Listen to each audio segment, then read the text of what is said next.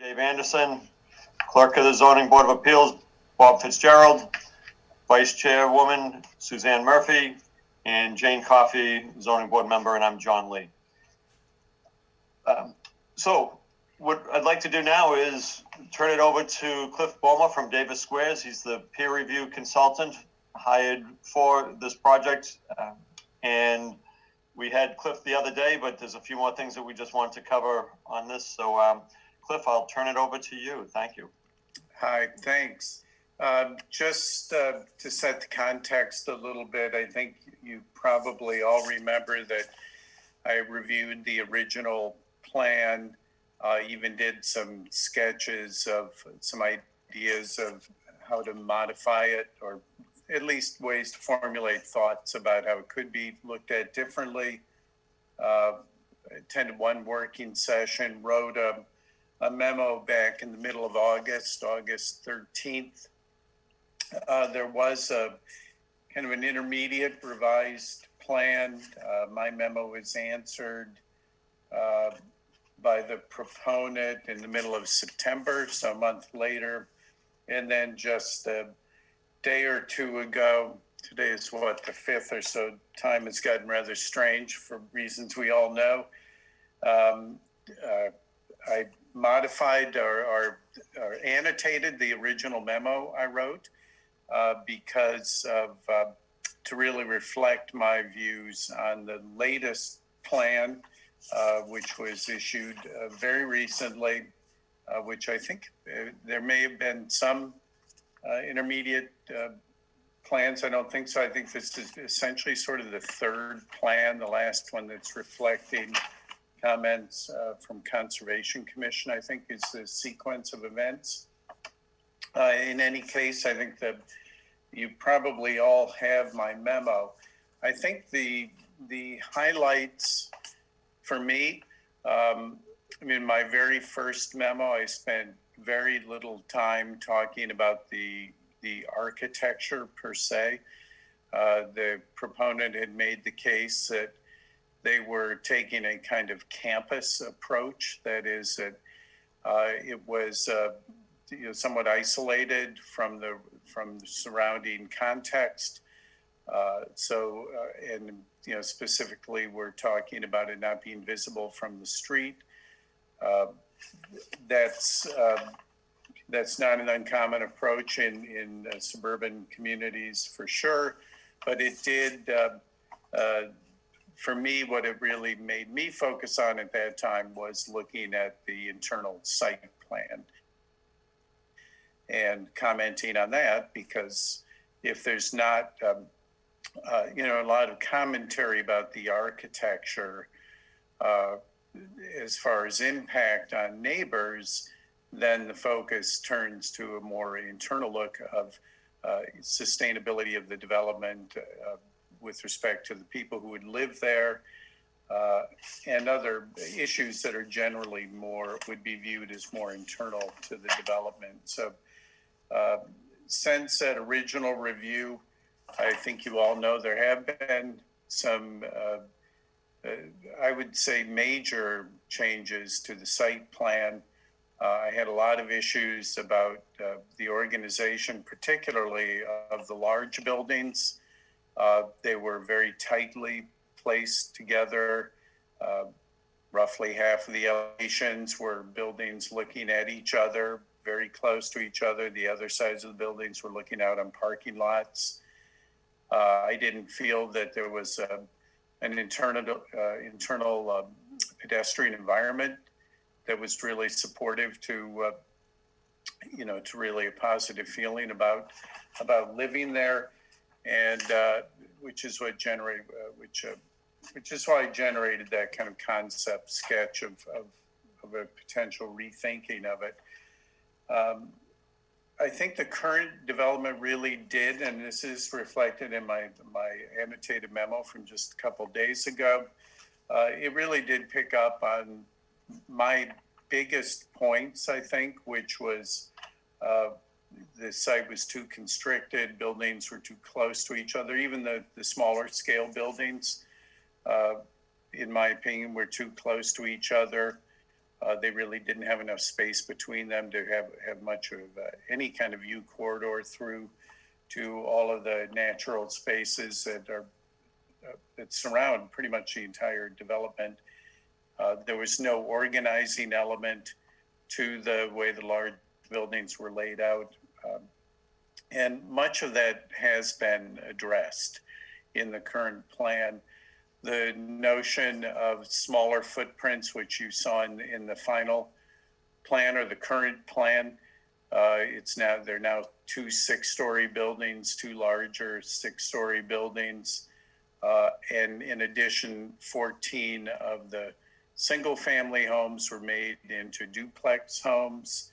So in general, the kind of breathing room that I think I felt I needed for a lot of quality of life issues associated with living there. And I think the civil engineer felt that there was just very little slack in the system to deal with stormwater issues. I think this concentration of the footprints, even though it did result in taller buildings, did take care of the kind of spatial issues that I was having. In my report, in the current report just from a couple of days ago, I felt that there had been I think importantly, placing the community building adjacent to a decent sized space. It isn't as big as I would generally expect for a development of this scale. I think that works. Certainly for the residents of the buildings, many more of the residents, most of the residents, in fact, who live there would have views out over a natural landscape, which is certainly far better than it was before. There is a pedestrian path. I think it is possible to pleasantly walk around the site. It's not quite there for a couple of reasons that I'll get to in detail. But overall, my concerns about, essentially if you're going to propose a scheme that is a kind of campus-like scheme, then you need to think carefully about how to make that a very pleasant place that will really continue to attract residents well into the future.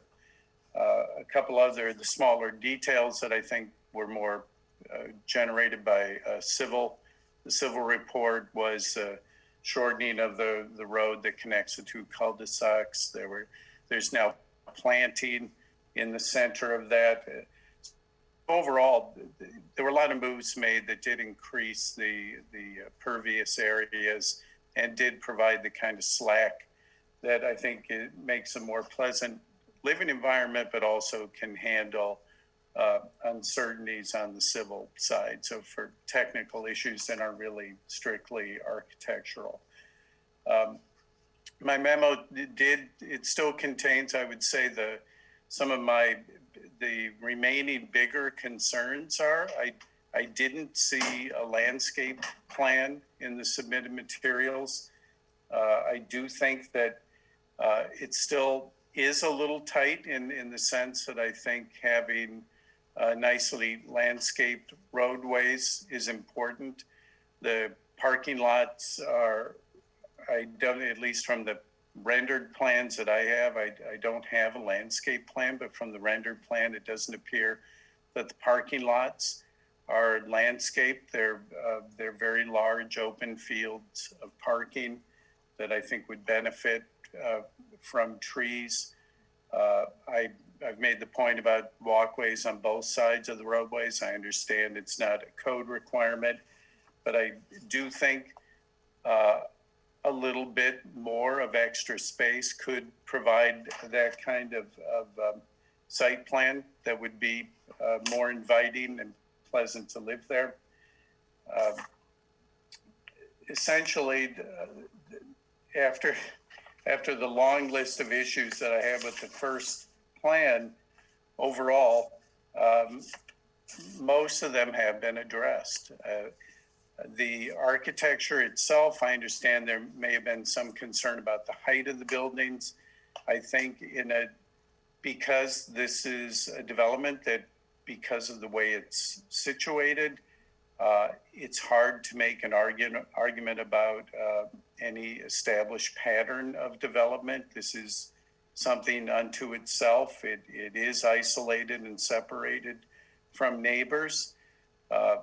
So the fact that there are buildings there that are uncharacteristic, I think certainly from an impact perspective, as long as it works internally, other than associated issues that are sort of beyond my expertise, I think traffic being one of them, or any of the other impacts of bringing 300 units into a relatively small town, really is not what I was looking at.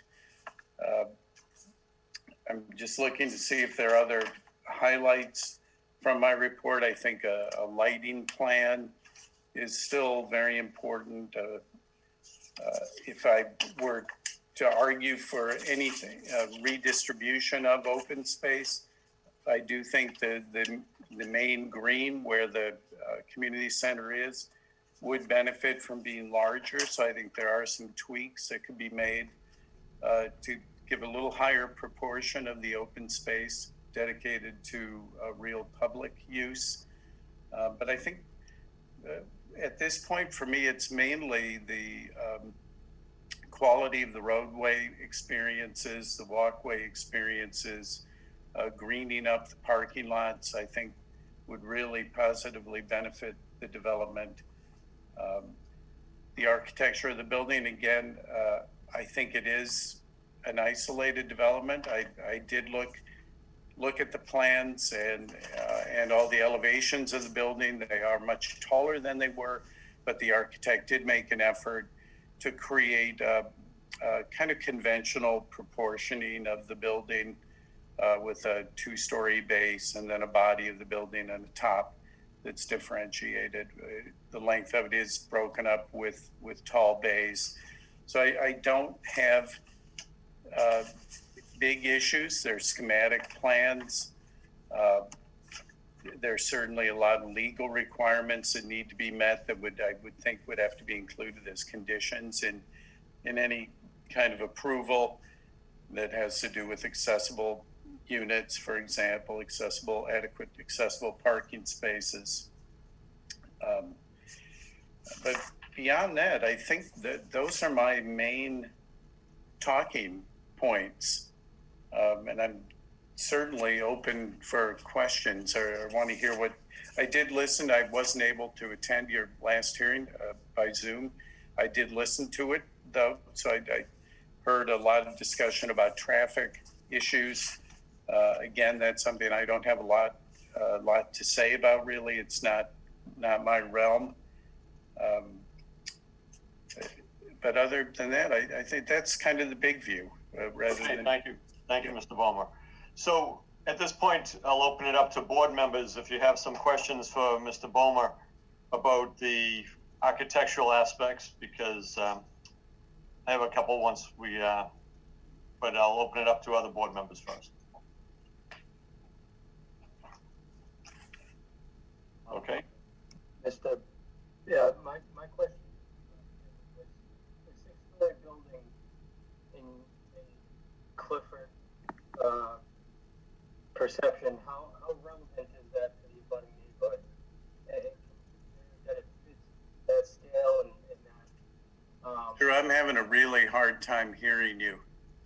I apologize. Can you hear me better now? Yeah, that's better. Okay. The 6-story building, as opposed to the 5-story building, how relevant or fitting is that to the neighborhood? Am I the only one who can't hear Drew? Oh, I'm having a hard time too. You're fading Okay. it. I heard it. Oh, okay. Okay. I heard it. So what Drew asked is, how is the 6-story building compared to a 5-story building relevant to the neighborhood? Drew, is that your question? Yeah, and that's an excellent question. But I think the way that I think of it, because of the fact that, as I said before, the approach that they've adopted, which is not uncommon. It's disconnected. It is consciously disconnected from the neighborhood, and the only kind of reference to the existing neighborhood is by that little circle or half circle of small scale homes at the entryway. I think the developer has consistently been trying to make a case that, other than things that you've had a lot of discussion about, traffic, et cetera, that it's a discrete neighborhood. It's not related to the rest of the neighborhood. So it's only under those kinds of circumstances where I think if you can make an argument that internally having those 6-story buildings doesn't negatively impact the residents of that campus setting, then it would be justifiable. Certainly, if those buildings were placed in close proximity to a lot of smaller scale buildings, historic parts of Walpole, or there are many, many places where those buildings would be a real problem for a lot of reasons. But I think in this kind of environment, it's hard to, whether it's 5 stories or 6 stories or even 4 stories, it's not typical Walpole neighborhood development. There's an internal logic to the plan that was not readable or I think credible in the original version. It's moved, I think, towards something that can be developed into something that would be that could be a pleasant place. I don't think it's quite there yet, and actually, I think there was one thing I did see in the slideshow that the developer presented at the hearing. I wasn't able to go to, and it wasn't in the original materials. There was a ground level perspective view that had the community center in the foreground and then one of the 6-story buildings in the background. And, that was a very, they selected that view carefully to highlight the point of having foreground that kind of diminishes the sense of the scale of the bigger building in the background. The argument I made in my report, actually both my reports, was that development of this scale, I would expect to see a model of a computer-generated model, so that we don't really have to guess whether a 6-story building in that environment feels right. And that to me is something that it's very hard to. It's hard for people who made a career of doing this. It's hard for people to really project themselves adequately into 2-dimensional plans. Okay. And I think that's a way you can sort of see for yourself whether a 6-story building works in that setting. Okay, thank you, Mr. Bulmer. I have a question about how this development fits into South Walpole. I talked to the postmaster, and South Walpole has a total of 312 residential addresses in the whole South Walpole community. And now we're putting isolated inside, as you described, 300 units. So almost a little village within the community of South Walpole. Yeah. What's your thoughts on that, and how does that work for a community? I appreciate that question. Well, to me, it's somewhat outside my realm of expertise, but to me, it puts a really strong emphasis on infrastructure. Whether the local infrastructure can support that. And I'll give you a good example. And I think a lot of your traffic discussion from the other night was about that. It was about intersection improvements that are exactly trying to make an accommodation for that issue. But I'll give you a good example of that. It's an urban example, but the whole Seaport District of Boston, for example, was very enthusiastically developed. There was a market. It was very rapidly built up, but there wasn't the infrastructure to really support it. And most people in Boston feel that that was a really big mistake to let that happen the way it did. So I think your investigation of infrastructure is kind of the biggest. That would be the answer to that question. If there were a little dirt road that connected that development to the rest of the Walpole, that would obviously be a huge problem. So I think looking outside of that development is the key to answering that. And I'm at the point of repeating myself. I think whether people,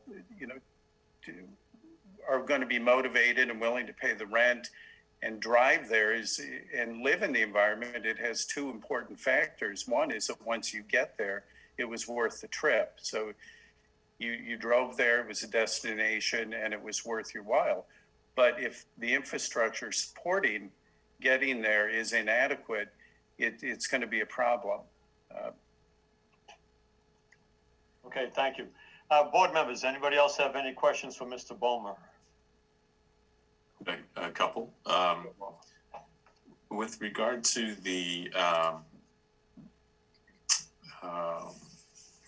issue of how much open space is being provided,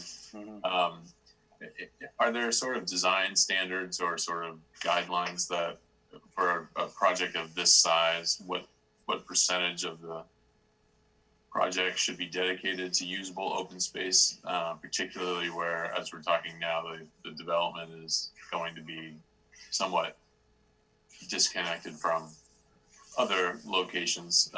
There really won't be any connections to open space outside. So I'm just curious if there's sort of a standard or a general design standard that you might apply with regard to the quantity and the usability of open space.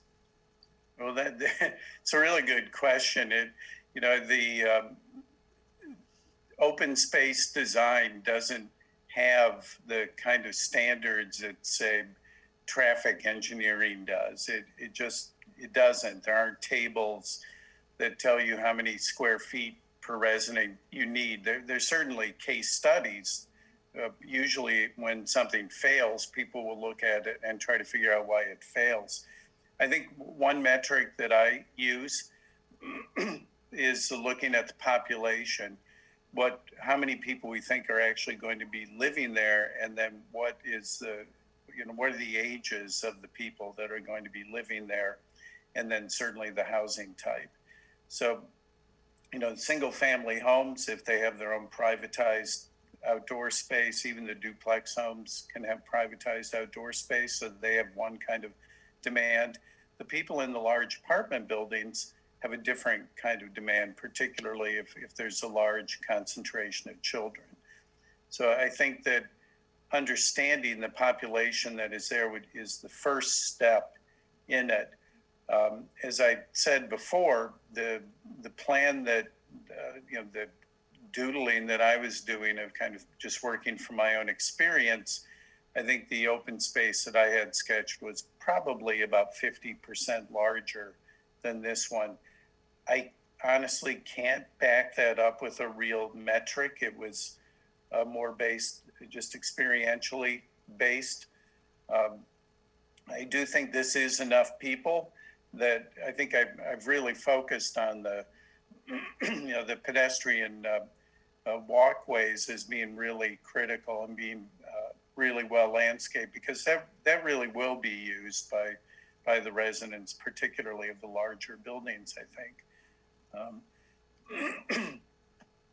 So sorry, no, I don't have a table that I use. A lot of it is, if this were all one bedroom units, people didn't have kids, that would be one story. But if you were anticipating, 80, 90 children, something like that, you'd want to see some significant, certainly a tot lot at the very least, the properly scaled tot lot. And typically there would be areas for, adolescent children as well, just for working off energy. Okay, Bob, other questions? Just one other question.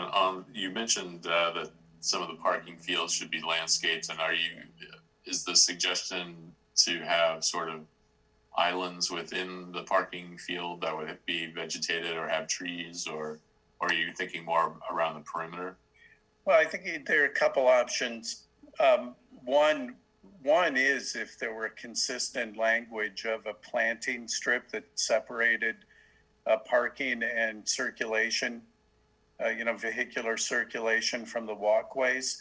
That's a very easy and logical place to plant trees. And I know the people who plow snow like that option better than peninsulas into parking lots that are harder to keep clear. I think, which is why I keep pushing on that planting strip. There are a lot of standards about different types of streetscapes that work well and consistently are ranked higher for positive pedestrian experience. And certainly having a planting strip, even in this case, they have a walkway only on one side, maybe one side's heavily planted, but I would still advocate a planting strip between the walkway and the vehicular lanes. Thank you. I'll point out I think you all know this too, there are environmental advantages to shading parking lots. I think you all know about heat island effects that, stopping solar gain from paved areas and re-radiation of the heat is, generally considered to be a positive environmental step. Okay, thank you, and thank you for the questions, Bob. Anybody else before we move on to some of the neighbors? But if somebody has some questions, now's your opportunity to ask Mr. Bulmer. Okay, Suzanne, go ahead. These are going to be the tallest buildings in our town that we've ever had. We don't have skyscrapers yet, but now we're going to. And I do believe that 3D model is a great idea, and that's common. It's very common. Okay. It's the program that most of us use. It's SketchUp. I know the architect. His images are already. I'm not sure which program he is using, but this type of development is actually pretty easy to model. Okay, thank you. Okay, any other board members with a question? Okay, good. Thank you. Ashley, at this point, I think we can open it up to residents, and if they have questions or comments, and once, actually, they can all hear me right now. So what I want to say is two things. The best thing to do is if you're going to submit something to the board, submit it in writing so that we have a record of it, exactly what your concerns are or what your proposal or whatever evidence you're submitting in writing is best to the zoning board. The other thing is the applicant has told us that he plans on closing this hearing next week. I'm not in favor of that, but this is the applicant's hearing, and if that's what the applicant chooses, the applicant will be able to close the hearing. And at that point, the zoning board will have 45 days to have a decision, recognizing the fact that there's still a lot of questions that raises concerns with me and I'm sure other board members. So that being said, that gives the public a time schedule that we're looking at. And if the public hearing is closed, submit any more information. So we're really going to need this information by Monday of next week. Okay. Ashley, did I get that correct? Yep. So if folks could raise their hands if they would like to give a public comment or type a message in the chat, just put your name though, and then I'll just kind of go through and call on people as I see hands come up. So the first person whose hand up was Joanne Mulligan.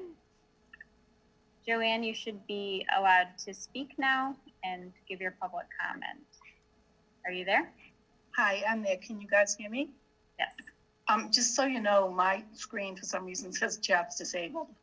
Just let you know that. But thank you all again. Really appreciate your comments. Thank you, Chair Lee. Can I just ask one comment about the closing of the hearing? So if you're, just to clarify, so if that does happen, there's nothing, you guys just deliberate, right? And we don't, even though you don't have recommendations from Concom, I don't think there was ever a presentation made to sewer and water. So just so you know, we do have comments from sewer and water. I knew they were sending some comments in, John. Did you just get them? No, Yes. we've received them, yes. So And, there won't be a presentation though to sewer and water, obviously. no, I'm, right, that's, Yeah, it's crazy. Okay. All right, I think I get it, but I don't understand any of it. Let's put it that way. I'm just gonna make some comments on the project overall and the height of the buildings. I've lived in South Walpole for like over 30 years. I used to live in the old Methodist parsonage on Water Street. I'll let other people maybe discuss the traffic in that area, which is horrendous.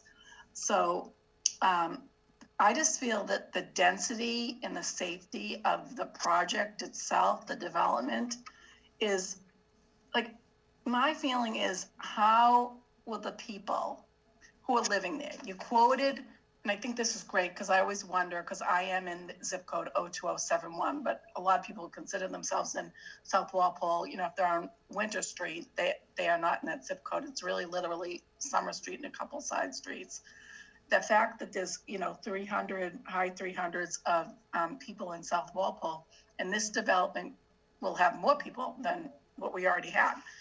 To me, it's just too dense, and I don't understand. I would myself feel like I was living on an island and not, I wouldn't be too interested really in being a part of that community. I know other people may, but because I wouldn't feel like assimilated into the Walpole community. You've got that, you're right on train tracks, just a lot of different hazards. And I will also say that South Walpole, especially at that common area, and I did write you guys a letter. It's really, there's so much history there between the church and the old tavern. And it goes back to like the 1600s, and having two 6-story apartment buildings. The biggest, I know there's one downtown now, but this is not downtown Walpole. And I know it's in like push back off the road. I can't really figure out how you could see it. I thought they were going to do that model design, and it would be awesome to be able to see that, to be able to get a little bit of a clearer picture. But just looking at the pictures from their presentation, there's nothing appealing to me about the whole structure, and especially the two apartment buildings. And I know from talking to Chief Bailey, the fire chief, that sure, they have a truck that can get up to the 6th floor, but his comments to me were more, we fight a fire from within the building. And he said, it's frightening when you're talking about a building that big. Never mind that getting in and out of there with trains crossing, and I think, and that we're quite a distance from the fire station. So I guess, I kind of try to think of it versus the preserve sometimes, and how the people feel up there. I know from having kids in the school system that they used to do like separate meetings for the people up there because they felt they weren't assimilated into the community. And which I really appreciate the school system going out of their way. Now, obviously, if you have kids who play sports or you're really involved in things, you probably do get to know more of the community, but it's like much more of an effort. So I just find that to be, I know Cliff, you made some great comments, but that it's unique, but I find it unique in a problematic way. Thank you. Thank you. okay, thank you, Joanne. Ashley, would you promote who's next? Sure. So next is Bill Hamilton.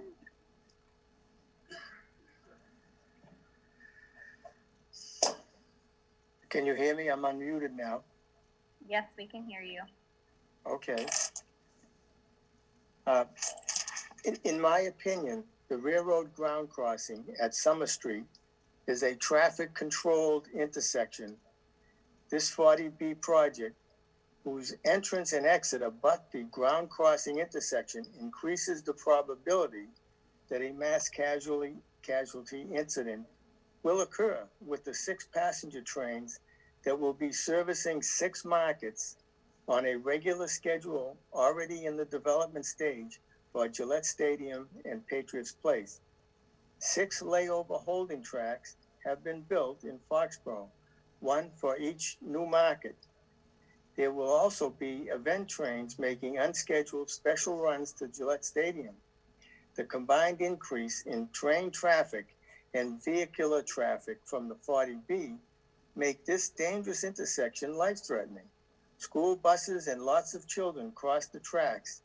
Any disabled vehicle or vehicle stuck in gridlock on the tracks or attempting to run the gates can cause a collision. With a fast-moving passenger train, collisions on such curved tracks result in derailments, causing mass passenger and pedestrian casualties. 6 freight train collisions with vehicles have occurred in this intersection that I know of. 4 were with vehicles disabled on the tracks. 1 was with a vehicle in gridlock on the tracks by stalled traffic. 1 vehicle was attempting to serpentine through the gates, traffic control gates. Lack of appropriate line of sight for the trains and vehicles adds to the danger. The tunnel under Route 1 that the trains travel through coming from Foxborough restricts the line of sight, and the curvature of the tracks eliminates the necessary line of sight for a train coming from Walpole Center. The crossing is a blind intersection for vehicles. Today, there is no detection effort to ensure the tracks are not obstructed, and warn the engineer if they are. Without a plan to address this dangerous situation, lives will be lost. When the train engineer can see a hazard on the tracks, it is too late to stop the train, even the freight trains at 10 miles an hour, before colliding with the hazard.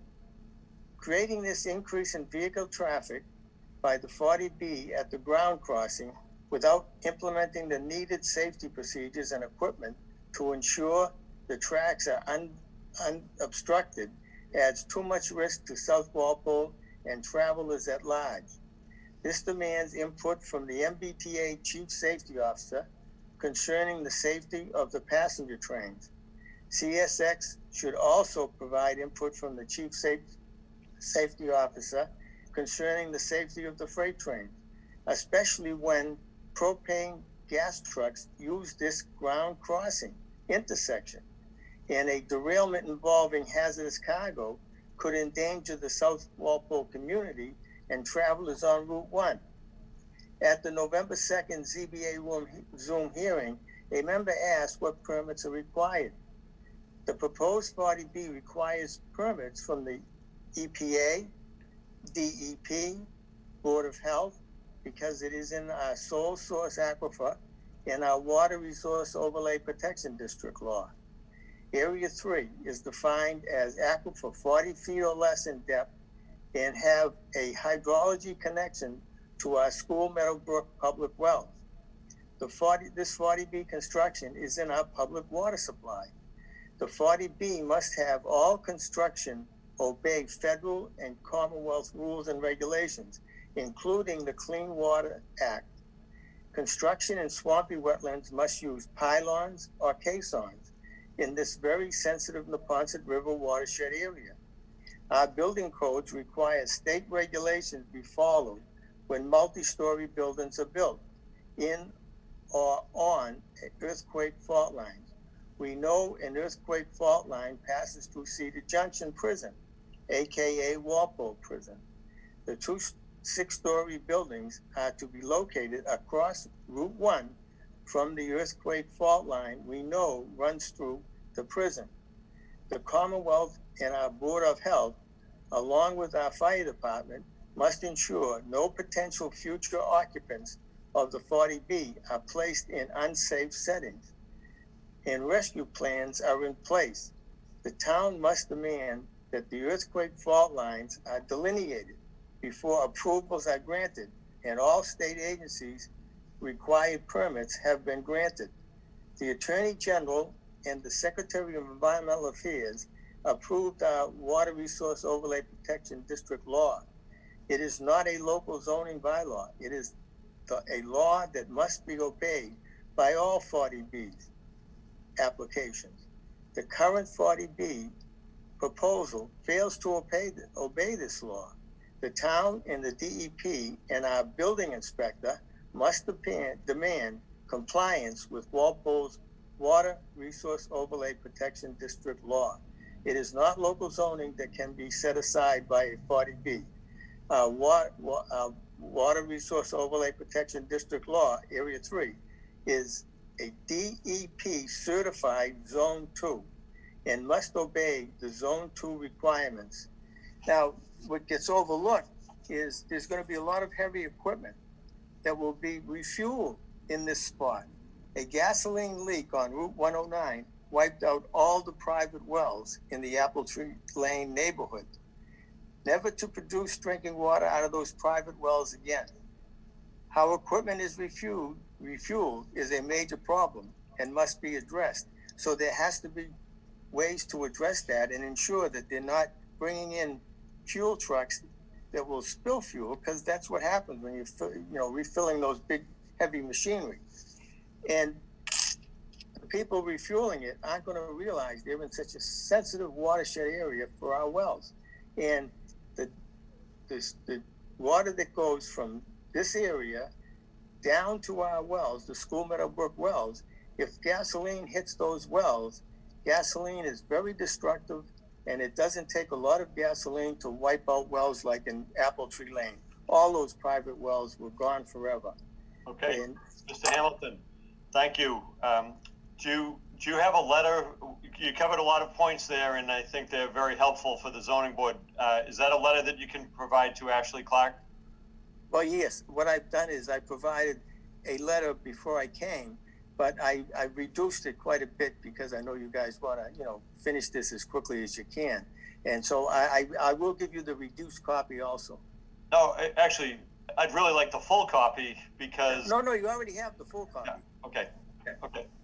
So, because I think you covered a lot of good points, and one of the things, the refueling plan is a perfect example. That's a condition that the zoning board would require on a development. So, okay. Does anybody, Ashley, do you want to promote somebody next? Well, thank you for letting me get off traffic for a little bit. All right, Erica Burden is up next. Hi, everybody. Thank you so much. My name is Erica Burden. I live at 1915 Washington Street, so I'm in a butter. I want to thank you guys for taking all of our emails and listening to our comments, because we as residents of South Walpole really take this seriously, and we're going to be so affected by this, and the whole thing is just so stressful. So the fact that you guys are willing to hear our comments, we really do appreciate that. I do have some comments about traffic. I'm going to keep mine brief because I did send a few letters, but I have a question for Mr. Bomer, if that's okay. So my question is, the developer reduced is turning 4 single family homes into 8 duplexes. So to me, that's taking what would have been 4 families, increasing it to now 8 families. So what they did was they took 14 single family homes and joined them together, so they had 7 2-family homes. So the numbers stayed the same. Okay, but I believe you made a comment that would provide, maybe I misunderstood, more living space, but how is making duplexes where now families have to share homes and they have to have a shared living space? Usually I used to live in a duplex and we had a shared backyard. How is that giving families more living space when they now have to share it, and that now their homes are attached? Yeah, the main reason that the developer did both that, combining some of the single family homes into duplexes, as well as reducing the original proposal, I think, had 4 large buildings. Now they have 2 large buildings that are much taller. And the reason they did that was to reduce the footprint, so to reduce the impervious footprint that the buildings produce. So that was done to generally create more open space on the site. So that's why they did that. In a duplex home, you know, I'm not the architect of this project, but they're side-by-side duplexes. So if they chose to privatize some of that backyard space, you would do that with fencing. So that was all I meant, is that you have an option with 1 and 2 family homes of creating your own personal space that just cuts down a bit on the demand for shared open space. Okay, that makes sense. Okay. So getting into traffic, I do want to say, you know, everything that Joanne and Bill has said previously, I do agree with. I know that it has been said that the 6-story buildings are going to be set back and disconnected, but this whole campus, as Mr. Bomer has called it, that's going into South Walpole, is very much going to be connected to us, and we're going to be feeling the effects of that. And it's still only connected to us by 1 entrance and 1 exit.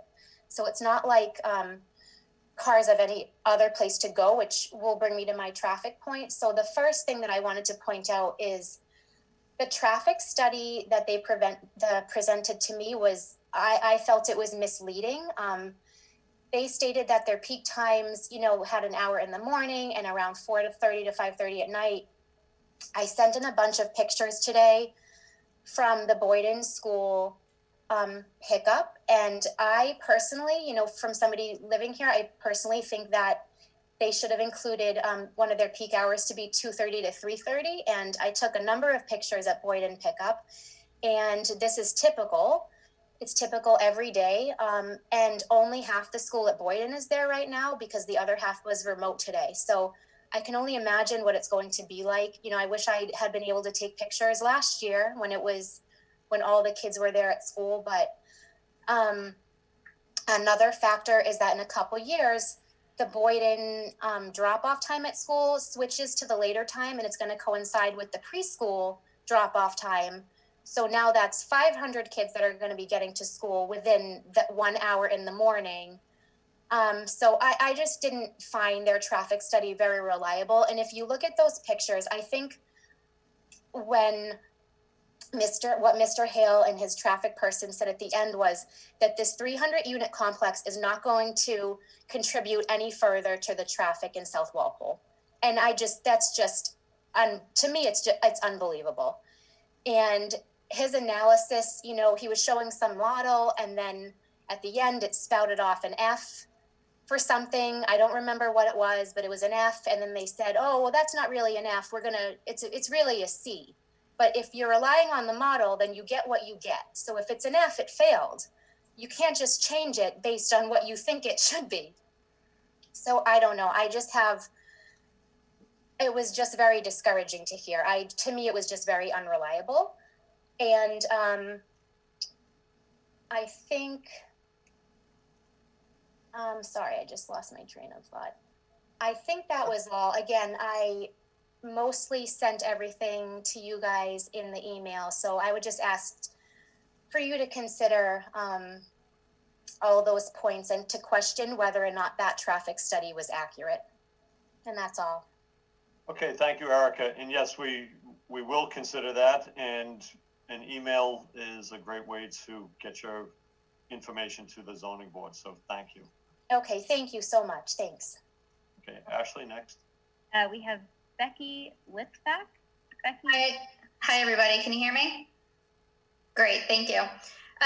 So first, I just want to say thank you for all of your tireless work for our town, and especially with this project. We really do greatly appreciate you.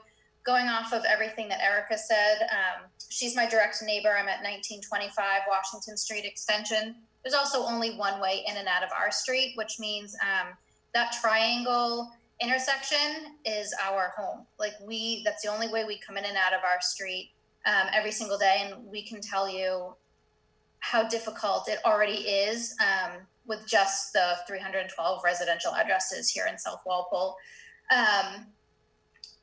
I know I've written numerous letters to all of you voicing our never-ending concerns with this project, so thank you. I know my letters are particularly long because once I get started, I can't seem to stop. So thank you for reading all of those. After tonight, I'm going to be writing you another letter just with my thoughts from this tonight because I want you to have it. You know, one thing that you said was that you need everything in writing.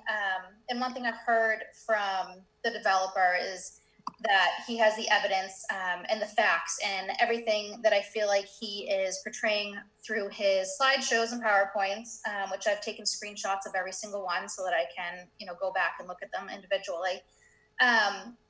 They're not correct when you're a South Walpole resident. We are the evidence and we are the facts because we are living here every single day dealing with the traffic from Gillette Stadium pre-COVID. We're the ones dealing with the near misses of the issues with the craft line. Yes, I know it's stopped, but it's going to start again at some point. And it's just so dangerous. A couple points, the Boyden Elementary School, Erica hit that, you know, nail on the head there, so I'll skip that point. But David Hill repeatedly stated that he's not responsible for the impact of his project on the triangle intersection. And the peer reviewer was talking about, and I have the image like in my head of where the traffic is, where you take like a left onto Summer Street, and that triangle part is right where we come out. And so he's showing the traffic of the backup of it is today. And I should have taken a picture too. I saw it, there was like 6 cars backed up when I was trying to leave to drop my child off at gymnastics. And all I thought was, when you're adding over 600 cars, it's going to be backed up to Route 1. And it's going to be like a stadium event for us every single day. And what's going to happen when I have an emergency and I have to get home to my children or take my children out to the hospital? How are we going to do this with all of these traffic issues that are going to be constant? It's not going to be just a stadium event here and there. It's going to be every single day for us. And I mean, I could keep talking about that, the triangle and the stadium traffic, the craft line. I mean, things that you've heard over and over again. I just feel like the South Walpole residents are in a grieving process. I mean, I have been anxious and stressed and angry and infuriated, and now I just want to cry because I feel like with the closing of the hearing and just not having all of the information and not having, I don't know. I don't know where we are right now, but I am just begging you, and we all are, to please, you know, do what you can to help lower the safety risks for our families and do what you can so that this doesn't ruin our way of life, because that's kind of where we're headed. It really is going to ruin how I walk my dog every morning. It's going to ruin how we walk our children to school. It's going to ruin how early I have to get to work. I mean, every single day is going to be a struggle with this many residents and this many cars, and it's scary. And I didn't move to South Walpole to live somewhere scary. I moved here because it's quaint and it's historic and it's beautiful.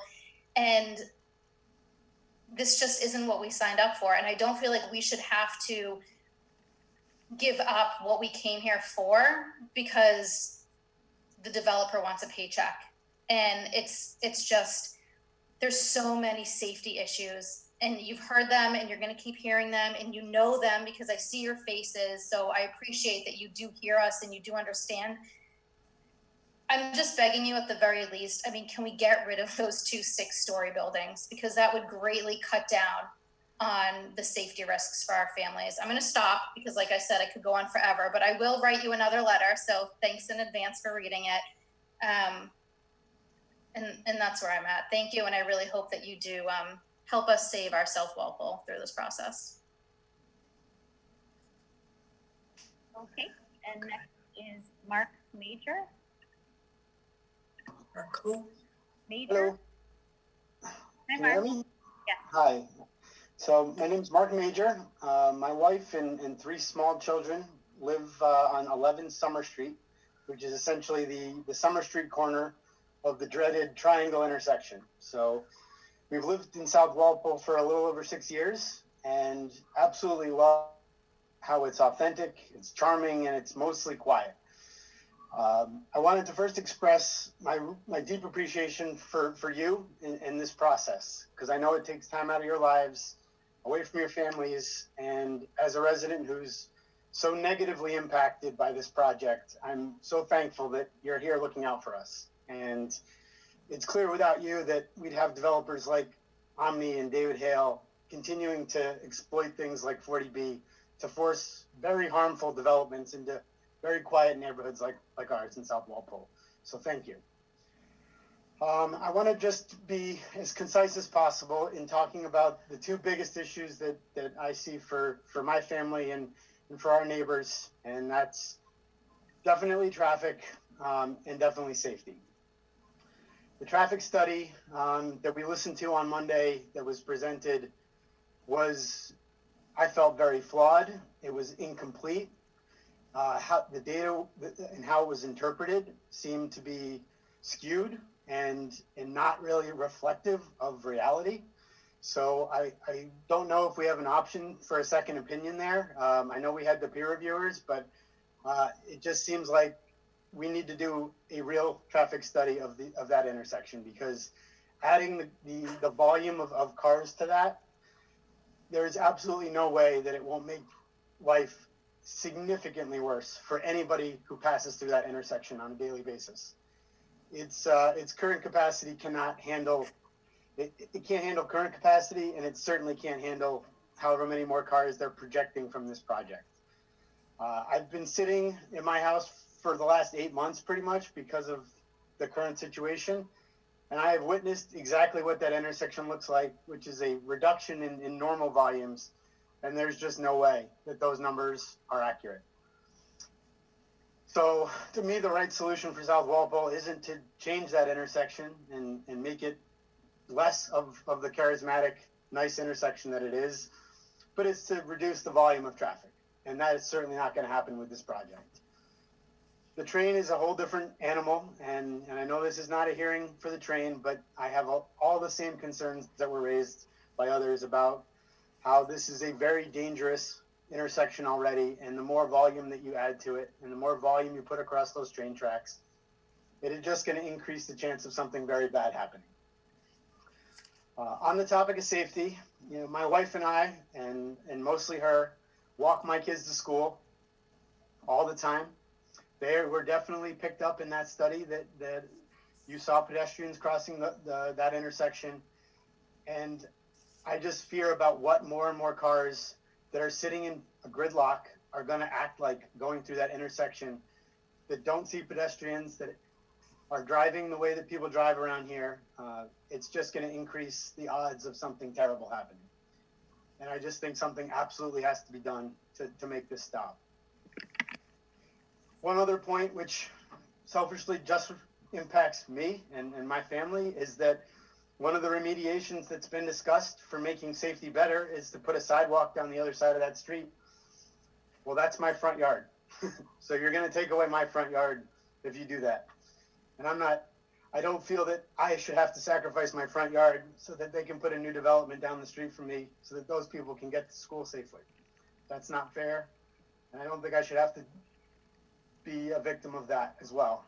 Because right now, it's bad enough that my driveway gets blocked by cars when the train comes and by the intersections backing up. But I have enough concerns with my kids playing outside and in the front yard and in my driveway. But when you add more traffic to this and then take away my front lawn, it seems like it's insult to injury. I think I speak for every single resident of South Walpole and every surrounding community that a project like this just does not belong in this location. 6-story buildings do not belong on Summer Street. I don't care how far back they are. They belong on Route 1. And that's where a project like this should be. It should not be on Summer Street. So I don't know what our options are at this point, but I plead and beg of you to do everything in your power to make sure that this development does not come to fruition. I don't know if it can be reduced, but that certainly would be a better option. Get rid of the single apartments and the large buildings, make this another neighborhood, and I think we'd be okay with it. Put a second entrance somewhere. This cannot handle everything dumping out to that section of Summer Street. It just can't. So that's all I really have, but I appreciate you listening. I appreciate everything you're doing for this process. And I guess my final comment is the $180,000 that David Hale is throwing at us to not get in the way of this is a drop in the bucket to what it would cost to make this project safe in that location. So please don't settle for that. Thank you. Okay, thank you, Mr. Major. Very good. Who's next, Ashley? So it looks like we have one more hand raised, and it's Erica Burden again. Hi, sorry guys. I just have one more point, and actually Mark just touched on it, but I just lost my train of thought before. But this is what I'm struggling with as well. So a lot of the mitigating factors for safety that were discussed the other night were things like flashing, I believe it was like flashing stop signs, or maybe turning the South Walpole Common into some sort of a rotary. I just want to stress enough that those things are not going to work. We already have a flashing stop sign at the Common. We have plenty of crosswalks, and they don't work. They don't work now, and they're not going to work with 300 to 600 more cars, or however many cars are going to be coming in there. So I'm struggling with, I just can't see how this project is going to be safe in that sense unless we reduce the number of people that live there. I just can't see it. And like Mark said previously about the Common, we're not going to allow that to be turned into a rotary. We're just not. I don't think anybody's going to want that. Nobody's going to approve that. We would fight for that. It's such an important part of our little neighborhood. So I guess what I am struggling with and what I hope for is that the safety factors that developer comes up with are things that actually work. And right now, I just don't see how anything could work, to be quite honest. So that was my final point, but thank you so much again for letting me speak again. Okay, and we have Julie Laurie. Hi, can you guys hear me okay? Yes. Yep. Okay, I'm in my car, so I wasn't sure. So I live not in South Walpole. I'm about maybe 3/4 of a mile up from where this proposed development is. And my kids attended Boyden. I have my daughter there now. I'm not going to reiterate every single point that's been made. I can do that in writing. I think we all know that at the end of the day, this proposed development is the epitome of an unsafe and unsafe project. It's it's almost insulting to have Omni come in and try to act as if this is for the sake of affordable housing, when really it's all about lining their pockets with profits. They got this piece of land for a steal. I know that doesn't really give rise to reason to deny this project, but what does give rise to denying this project is the severe problems that we have with safety and health of not just the surrounding neighbors, but anyone who's going to possibly live there, I think, is at great risk of major problems with having just one entrance and one exit. I think if you ever had a huge fire and there's something blocking the way in, right there, you're going to have mass casualties. I'm not going to, again, reiterate Mr. Hamilton's points, but they're all very valid, and I'll reiterate those in a letter. But at the end of the day, this isn't a project that's meant by Omni to help with affordable housing. It's insulting to have this development and David Hale to come in and literally shrug his shoulders at this board and all of the citizens of Walpole that have raised very valid concerns and literally say to our faces 2 nights ago that it's not my problem. And it's up to the board and it's up to the abutters to make it his problem. And this project should be denied just based on right on its face. And based on their intentions as well. and should be denied, really. I mean, for all the safety concerns. Again, I'm not going to get into every other aspect of it. We've already talked about the railroad. My concern one concern that wasn't brought up the other night was nobody was really discussing what would happen if cars get backed up on the tracks.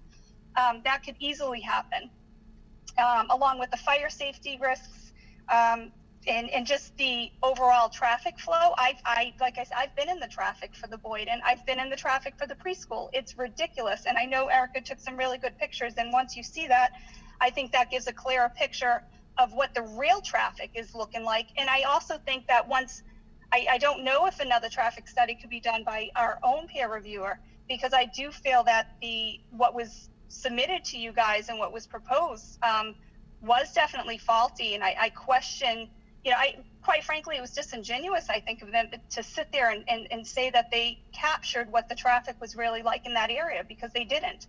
They absolutely didn't. So I have a lot of concerns.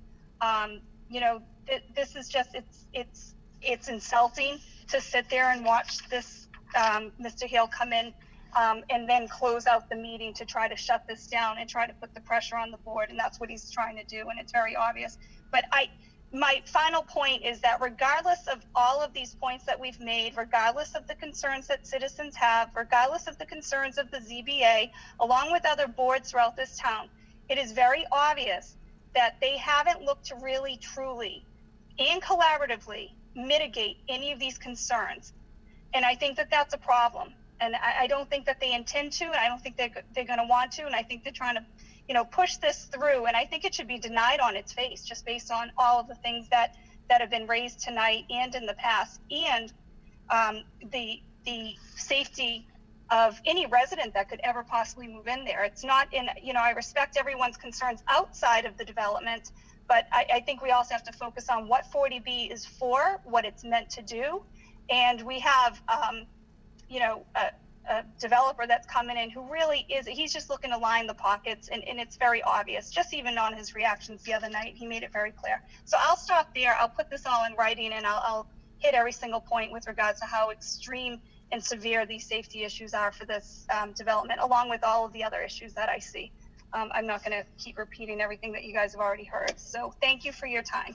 Thank you. Julie, could you just identify your address for the record? Sure thing. 883 South Street. Great. Thank you. Yep. Thanks. I'm going to go with people who haven't spoken yet. Rosemarie, you should be able to speak now. Hi, Ashley. Can you hear me? Yes. Hi, everybody. I just wanted to say, like everybody else, thank you again for all your hard work on this. We do really, really appreciate it. I'm just kind of going to piggyback on what everybody else kind of said about the traffic. I teach at South Walpole Preschool. I feel like every day that I am driving my son to Boyden those 2 days, and then going to work, it's like taking your life into your hands over there at that triangle. So that really worries me that they didn't do the traffic study during school times. Erica brought up a great point that Boyden will be switching, and they'll be starting the same time as our school.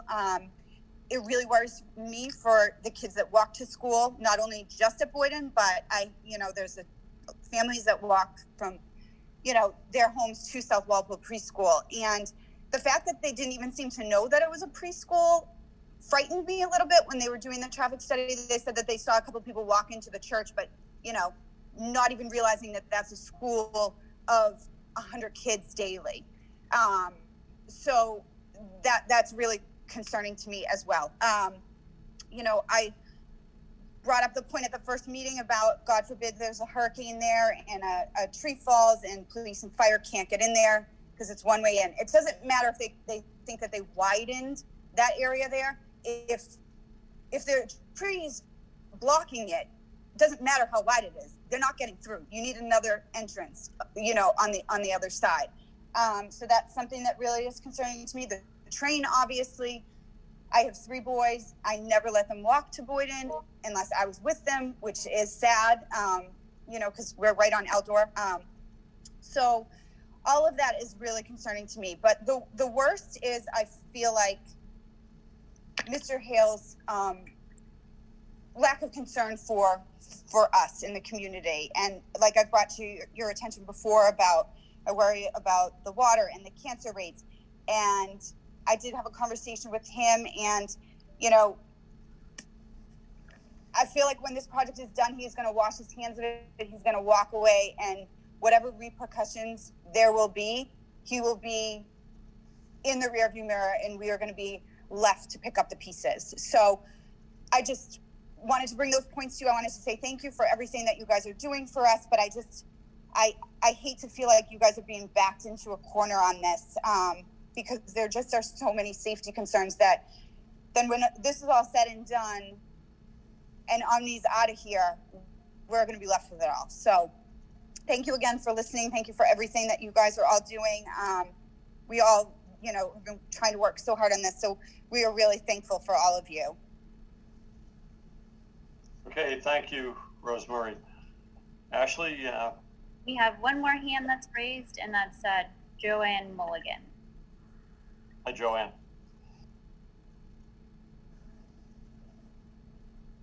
Hi, it's me again.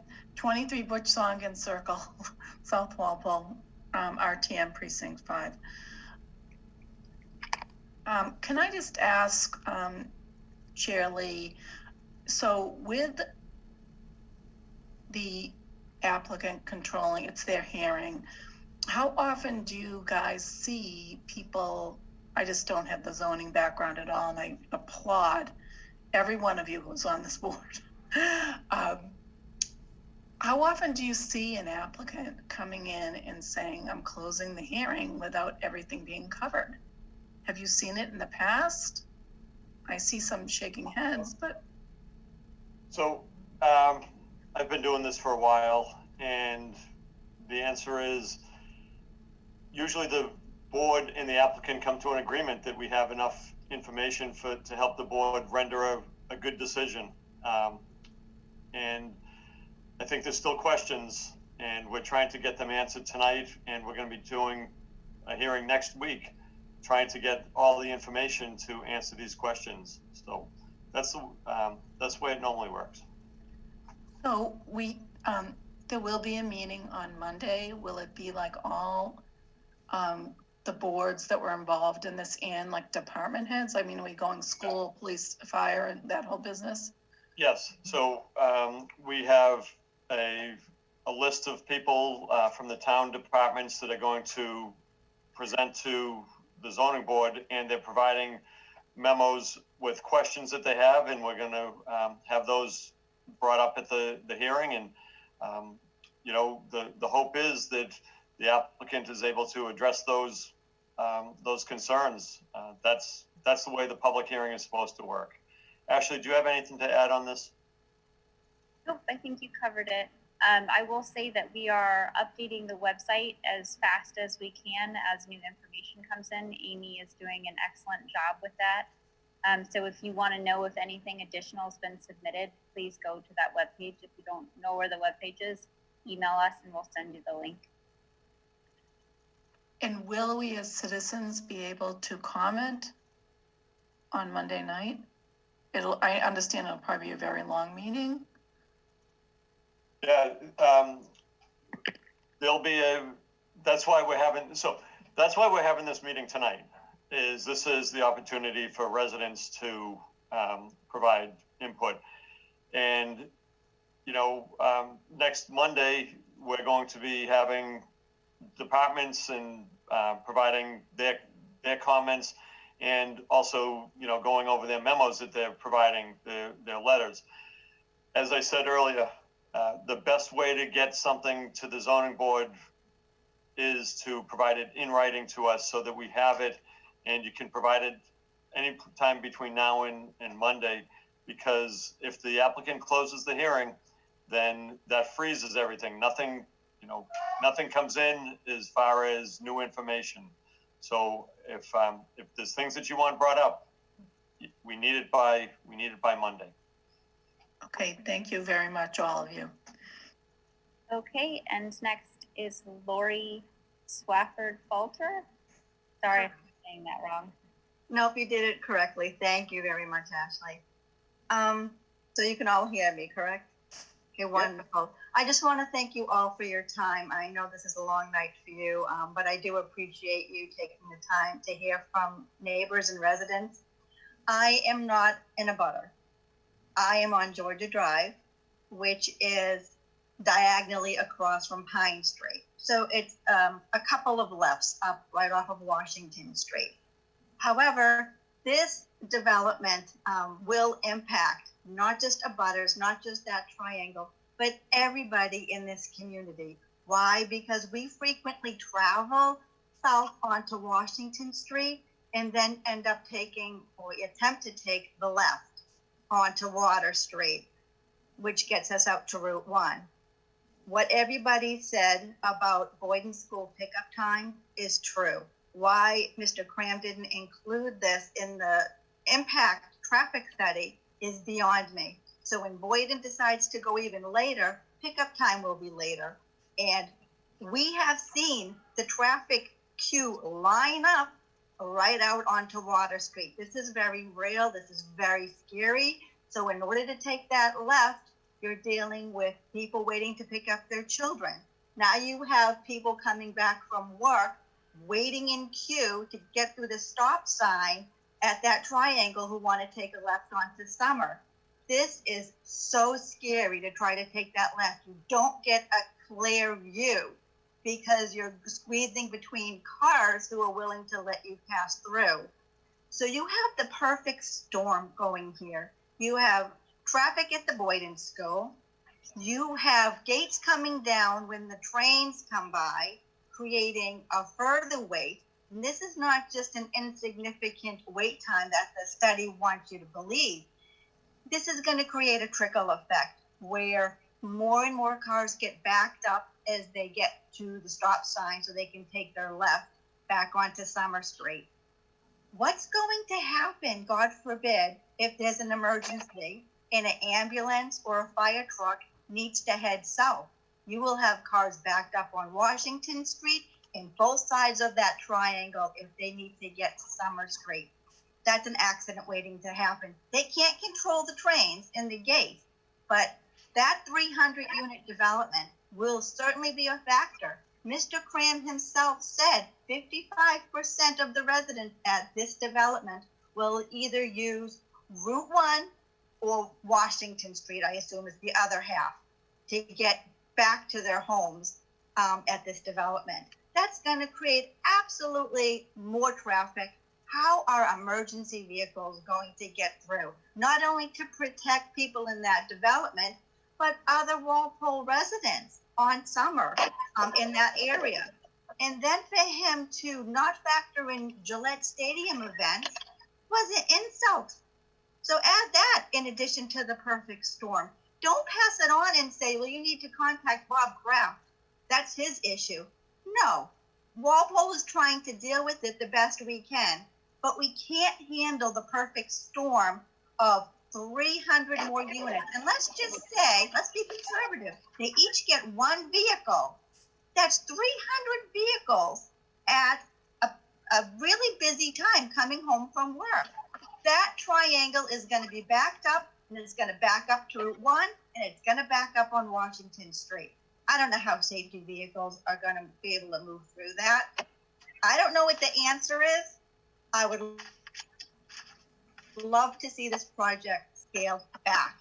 And even if it is scaled back, is there a traffic plan or route even presented by the applicant to say, which way are these excavating trucks going to go? What's the route that they're going to take when they build on this 55 acres? This is rural. This is a rural community with narrow streets. I just don't understand risking everybody's safety in this area. You might say it might never happen, but it absolutely could, because I've lived here since 1993. The units aren't even built yet, but I have seen the increase in commuting traffic. People aren't dumb. They use navigation apps. They will avoid Route 1, and they will come into our neighborhood to try to go parallel and cut through that triangle. So I just wanted to share that. Again, I don't even know if you have the answers, but I just wanted to share my thought on this, because traffic is a very, very serious reason to reconsider allowing this to move forward. Thank you all. I appreciate you taking the time to hear me.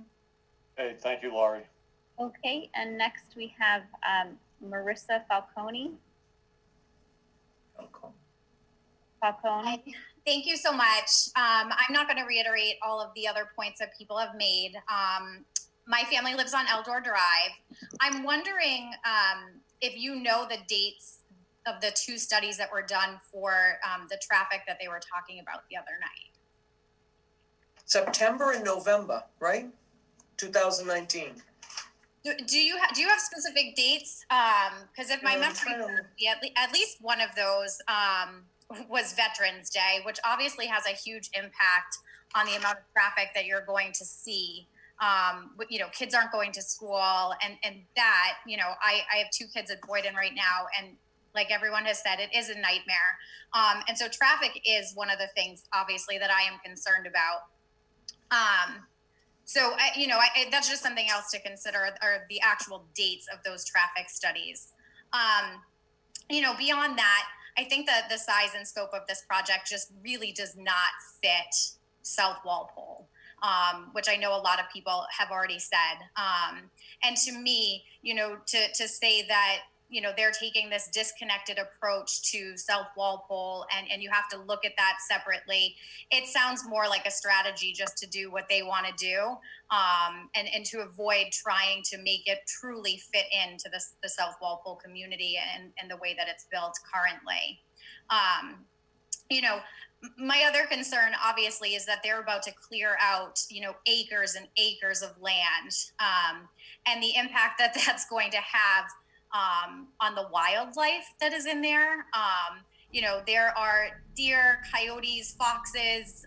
My husband's recorded bobcats on his trail cam back there. So, you know, I do fear, I have 3 very little kids, that clearing out all those acres is going to push that wildlife somewhere. And it's likely to be, you know, in my backyard, which I don't love all that much.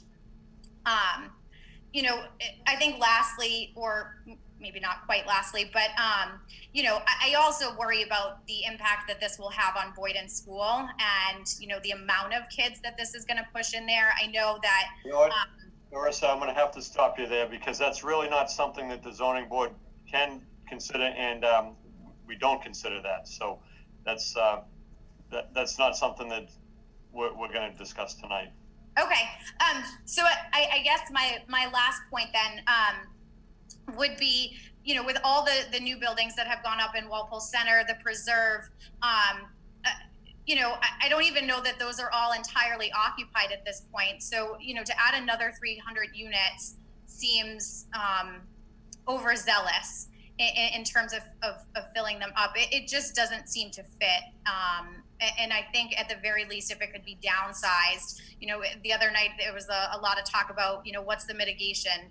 How are you going to, you know, essentially mitigate the traffic impact that this is going to have? And I think that at the very least, downsizing this project is the most obvious mitigation plan. I know that they're not trying to consider it, but if there's anything that you could do, I think that we would all be much happier with something a bit smaller. Okay, thank you. Okay, and next is Julie Laurie.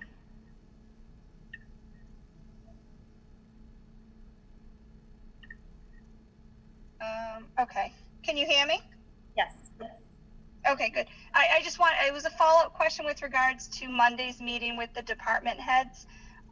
If there, for example, concerns that haven't been raised, and this is just by way of example. So, for example, if there's concerns I have that I think need to be addressed or at least discussed or brought up by way of the fire department or water and sewer, are you looking, or would you encourage residents to reach out to them prior to Monday so that we can cover everything? Because there's just so many more questions and concerns that I know a lot of people have, and I don't want, because we can't speak on Monday, or it doesn't sound like we'd have the opportunity to do that. You know, I would want to make sure everything was covered by various department heads that are concerning to me personally, but I just wanted to get a feel for your thoughts on that. And I'm not looking to put anyone on the spot. I just want clarification on how this is really going to work on Monday. If you have something specifically related to fire, I'm happy if you want to email that and put it into the record. I'm happy to also pass it along to our fire chief. Okay. Thank you.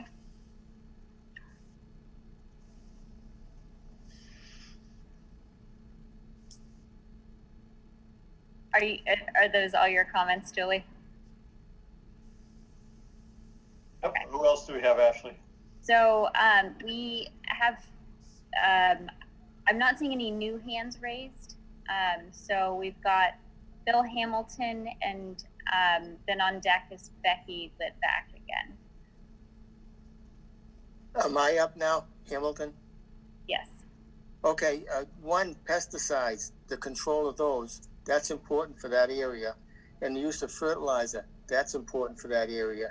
And the way the curve is at that intersection, a derailment will most likely block the entrance and exit for this project.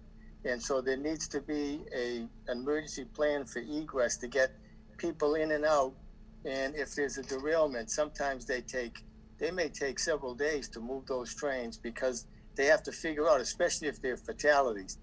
With casualties, it's not as bad, but with fatalities, they may have to get a complete rundown of how the accident occurred and what was the path of the vehicles, the train vehicles.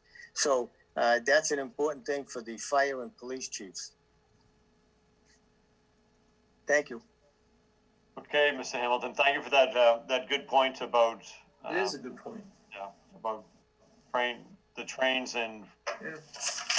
accidents and then access to the area. So thank you. Okay, Ashley, next. Is Becky again.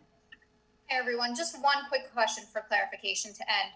So the last day that we can email you is Monday. So if we are on the Zoom listening to all of the information on Monday night, do we have like until midnight to then email you any concerns from that hearing?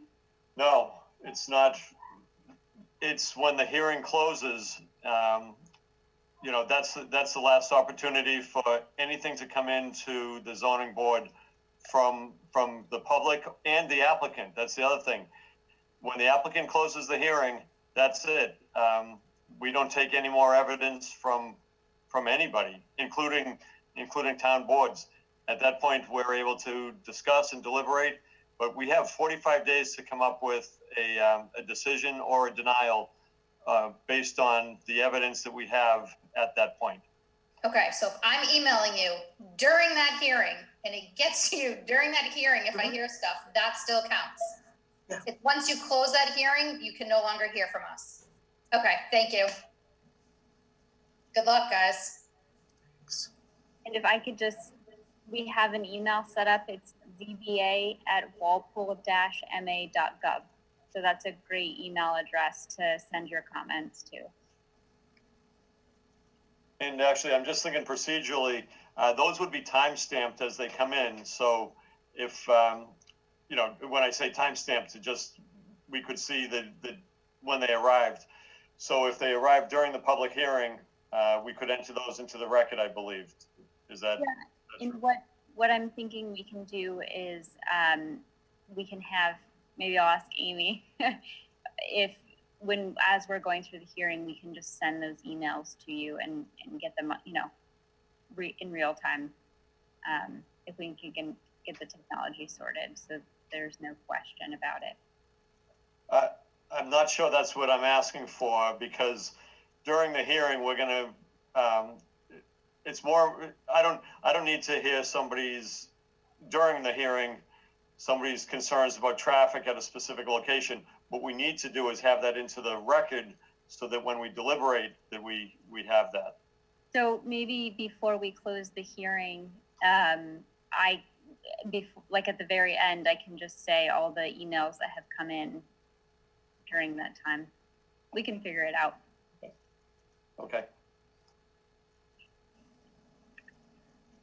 John? Go ahead, Suzanne. Doesn't this mean if we close the hearing, there's no Conservation Commission meetings or any other meetings? The application would continue its review under conservation for the things related to the state, but any local bylaw would end. So how are they handling a normal, regular hearing if you can't take new information in? It's a separate application. So the ZBA handles any local bylaw related to conservation, but the Conservation Commission is reviewing But we can't accept any of that information. any new information, correct? Right. As soon as So they can have all the hearings they want, but we can't hear it. And, Correct. Okay. right. Unbelievable. Jane, are you saying something or? Yeah, you're on mute. We do have another public comment that popped up. Okay. Okay, whoever else, Ashley, you can admit. Jane got the granddaughter in. Go girl. Yeah, you can. So, I'm just wondering what the point is of going to the conservation, and the sewer and water would like to, with this Mr. Hale as well, so I'm not sure. Where does that fit in with the zoning? I realize once it's closed, but is that just dangling out there? I mean, what bearing would that have? So, yeah, sewer and water might answer some questions that we have about water pressure or fire protection, looping of the system, all these things that are normally covered in this process. And right now, those many of those questions are still up in the air. So I hope that answers your question, Jane. No, but we can't get any, there's going to be no forum to even discuss any of that, or, I mean, I'm not clear what's going to happen. They go to conservation, that meeting and all of the issues of the conservation, where does that go relative to the ZBA? Because we're not going to be able to take it in. And they clearly aren't finished with the conservation, and they haven't even met with the sewer and water, let alone the issues with the police department. Now, those I realize some of them would come up Monday, but the idea that the conservation people, I guess I'm having a hard time understanding why they're meeting with them and what bearing it would have on us, if you know what I mean. Yep, and what I'm gonna do is, Jane, I'm gonna ask Ashley to explain, because you did, I thought you tried to explain it earlier.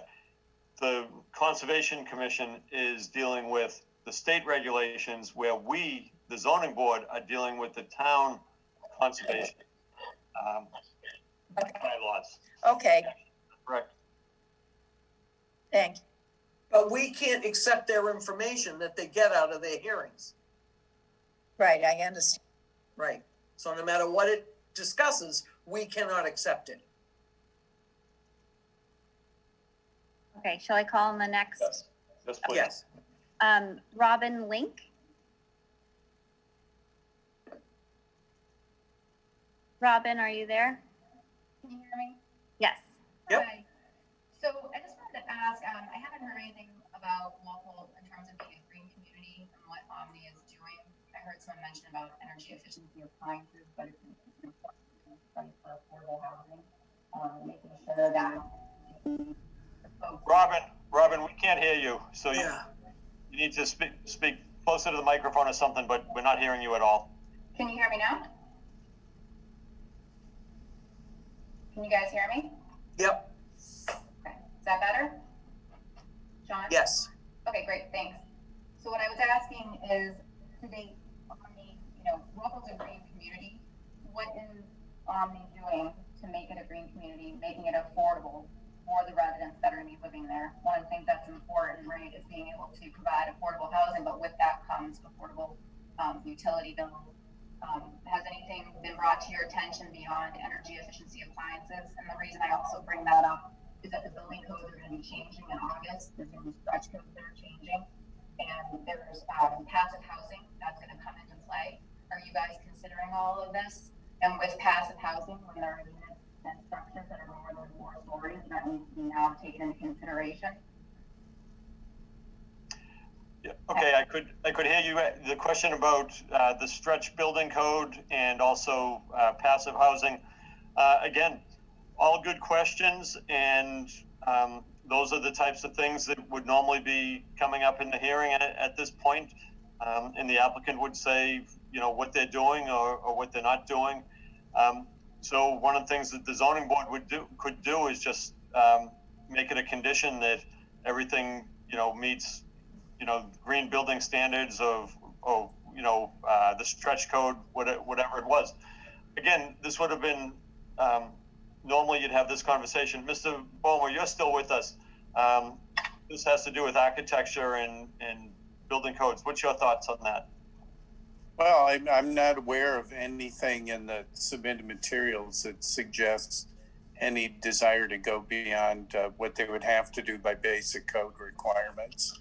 Well, the codes are changing though, right, this summer, so, and any buildings that are 4 stories and above will need to comply with that, passive housing, is that correct? I only barely heard that. Yeah, I couldn't hear her either. I think what John was saying though is that the board can condition if there are local initiatives or requirements relative to green building that could be part of the decision. And if Walpole is a stretch code community, it would be subject to that as well. But I'm not aware of anything in the application materials that makes a commitment beyond very basic compliance. Okay, thank you, Mr. Ballmer. Hey, Robin, anything else? No, not at this time. Okay, thank you. Thank you. Okay, and then Joanne Mulligan is the last hand I see raised at this time. Hi, everyone. This gets really confusing to all of us, I think, but so if things, you know, you can't go further, you guys are abiding by the town and Concom's abiding by the state. Will Concom and like sewer and water, is this stuff all still going to be on the town website? Like the comments from, I haven't looked yet, but sewer and water that you guys got very recently, I think they are be on the website right now, right? Already up there. Okay, thank you, Ashley. But if conservation continues to meet on this, will that just be under their tab on the website? Obviously not like this whole, you know, 40B. Okay. It just, you know, obviously there's been so many points made about that there are issues with this project. I totally think there are many, and I don't know how you guys can even make a decision without having like all the information from especially conservation. You know, at the very least, I'd like to see this project downsized, especially because of safety and traffic concerns and density. But I feel like it's by them closing the hearing, it's like forcing you guys to almost deny it because you don't have enough information to make a decision. I'm laughing out of just the ridiculousness of it to me, a layperson. And I guess in my head, I look at you deny it or you know, approve it with conditions. I wouldn't want to be in your shoes. And again, I don't think we want to be in our shoes. No, I cannot even imagine you guys or anyone having to vote on something in a situation where you don't have all the information. That's just totally unfair. But, you know, taking that all aside, what we do know, I think the Development Act has so many flaws that it needs to be at minimum downsized. And I know we haven't even had any discussion about that because we're getting cut off on all the discussion. But again, thank you all. And I'll get another letter in and we'll spread the word that you guys would like to see emails on comments. Thank you. Okay, thank you, Joanne. Okay, up next is Fergal Gildea. Hi, good evening, everyone. I reside at the 19 Butch Simon Circle. Everybody's made a lot of great points, and I want to thank the board. I do feel for you guys, but I think you're doing a great job. Monday night, you guys were absolutely awesome, and I think there are some things with this developer that kind of accountability needs to be held a little bit. I think for Mr. Hale to say that a train accident wouldn't occur for 124 years is not an appropriate comment, to be very honest, because he's accepting the fact that it's going to happen. So he's recognized it, and I think he needs to be held accountable for it, and accountable for it in the way this development's put together. I'm not objecting to something going back in there, but we need to be smart about it, right? There needs to be some intelligence around what happens. Everybody's made great points, so I do not want to repeat anything there. But their trip generator summary, I think they need to be called into account on that. You know, they're saying that 192 apartments are only going to have 48 people exiting in the morning. So approximately 25% go to work on a regular basis, on a regular schedule. I think, you know, that is not realistic in my opinion. On the multifamily housing, the 48 units, only 18 of those cars will be leaving. So approximately 30% will only be leaving in the morning. And on the single family, 60 units, 35 cars will be leaving. So in the low 50%. So there's no consistency among the percentages of people that are leaving and traveling to work. So what is the variation between those that work in apartments and the 192 units, but only yet a quarter of them are driving out of the facility? But the families of 60, low 50s, how do we designate and how do we know that? How do we have an accountable answer for that? And speaking of traffic, I do think the entrance is kind of one of my biggest concerns, to be very honest. There's no left turn into this. There's no way to add a left turn coming from Winter Street heading down towards the rail tracks. It's going to be 2 lanes. It's got to stay that way because of the way that street is set up. So if there is an incident of a car turning left heading towards the train tracks and cars then are backed up onto the train tracks, well, unfortunately, there's a car there, and out of nowhere comes a train, and that train operator, from when he becomes visible to that crossing, it's 15.1 seconds. I stood there and I timed it. When that train is 100% visible to that crossing, it's 15.1 seconds. I mean, that's just devastating, the thought of that alone. So I really think that this entrance is a serious objection, in my opinion, and it seriously needs to be looked at. Thank you very much. Okay, thank you for your comments. Okay. Ashley? I'm sorry, I have one more thing. Sure, okay. On their math, and I quickly did it, on their trip generator summary, their total trips is not tying up to what's displayed below. So one of us is wrong, either I'm wrong multiplying out the number of trips, or what's actually listed on the sheet here is not correct. I've done it a couple of times. I'm coming up. It's not a huge variance, but it is a variance, and it's something that, you know, in their first presentation in Boyden, if you go back and you add up their units, that did not mathematically tie either. So you know, it kind of emphasized my point that, you know, there needs to be a little bit of accountability back on this developer because they are not tight. Thank you.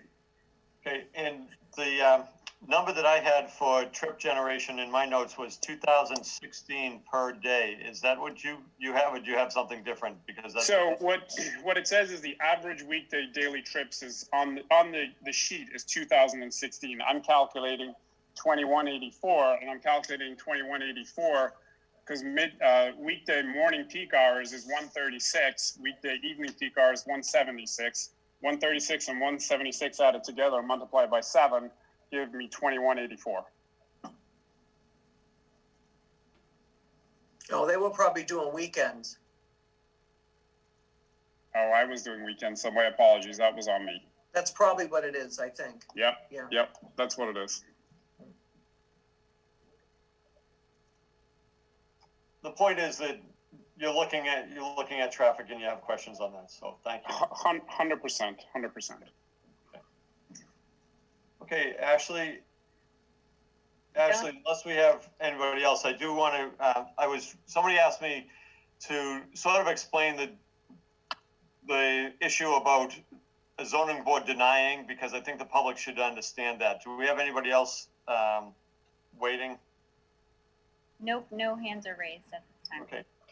So I'm just going to say that people in the public should be aware that in these hearings, the zoning board has to really, we're representing all the other boards in the town, because under 40B, we're here to sit for the other boards. That's why it's called a comprehensive permit. We're looking at everything from the other boards. So I think that's an important thing for everybody to understand. Okay. Okay, that's it that I had on that. So if we don't have anybody else for comments, we're going to continue this hearing until Monday, November 9th at 7 p.m. Could I have a motion? Could I have a motion to that effect? So moved. Okay. Could I have a second by moved by Suzanne, second by Jane? Okay. Board members, I hope you can make it. I know we usually don't meet on Mondays, and it's been a busy schedule, but we really need to get this done. And Ashley's been lining people up from the town departments to provide memos and also to speak at this meeting. And I'm sure the public will be here for that also. Okay, any further discussion on continuing out until Monday? Bob, you'll be able to make it? Yes, I can make that. And I would just like to thank all of the members of the public who came and sat through the prior hearings and gave us some great testimony tonight. We really, really appreciate that. It helps inform our decision-making. I've been on a couple of other big projects where we didn't have a single public comment, and it's challenging in that circumstance. Fully appreciate the impacts that a project might have on a neighborhood. So thank you all for being really diligent about it and detailed in your comments. We really appreciate that. I have one quick thing too, John, before we vote. I didn't know if Cliff had anything else to summarize for us before because we're probably not going to see him again, right? Well, that's kind of up to Ashley. Probably not, but I've been taking a lot of notes. Ashley yields power.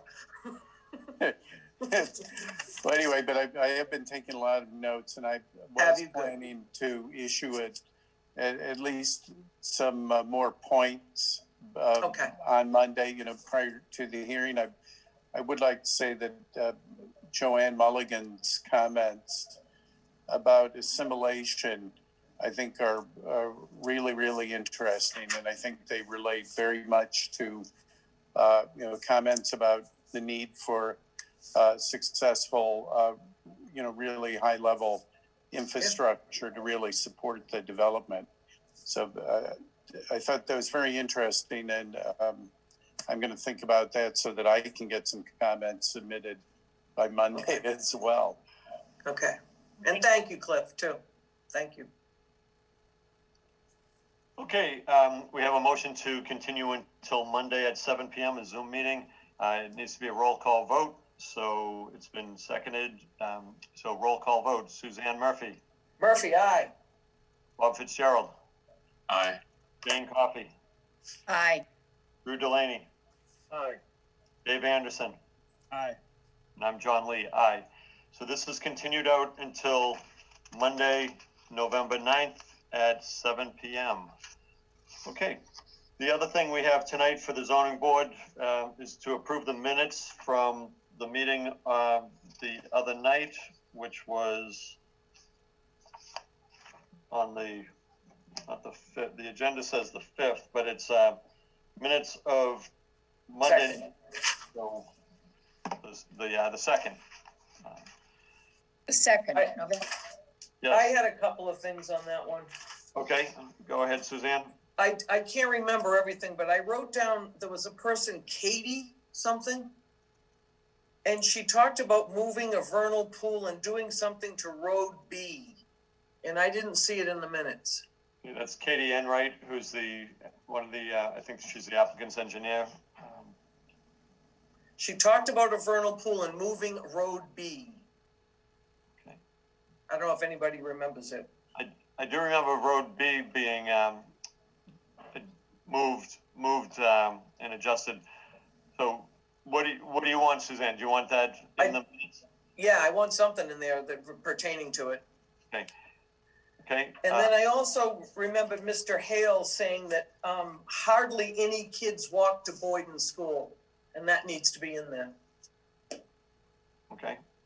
So I don't remember where it was in the context of it, though. Amy, will you make a note of those two things and go back and review the, review the video, Yeah. and then get those in with, Please.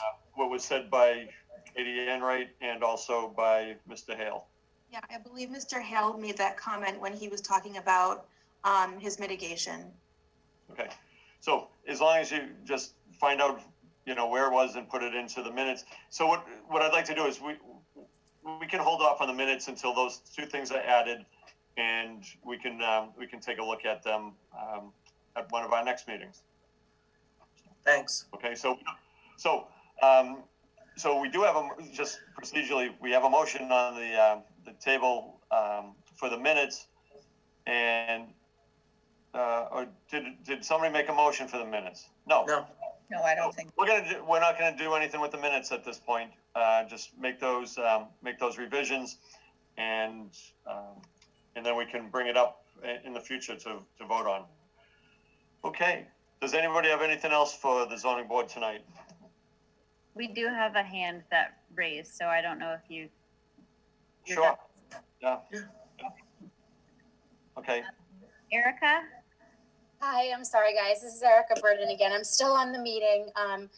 I just wanted to touch on the point that Mr. Hale said, not many kids walk to Boyden School. So this is where he gets very hypocritical, in my opinion. So he's saying not a lot of kids walk to Boyden School now. Actually, and then Erica, yeah.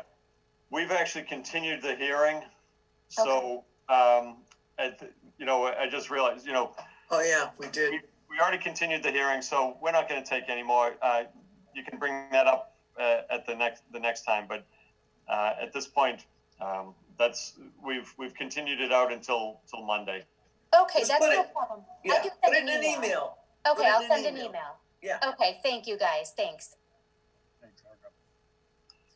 Okay, that being said, could I have a motion to adjourn? Motion to adjourn. Moved by Suzanne, Second. second by Jane. Okay, any further discussion on adjourning? Okay, roll call vote for adjournment. Suzanne Murphy, Murphy, aye. Bob Fitzgerald, Aye. Jane Coffey, Aye. Dave Anderson, Aye. Drew Delaney, Aye. and I'm John Lee. Aye. Okay, good night, everybody, and we will have another meeting with the town departments on Monday.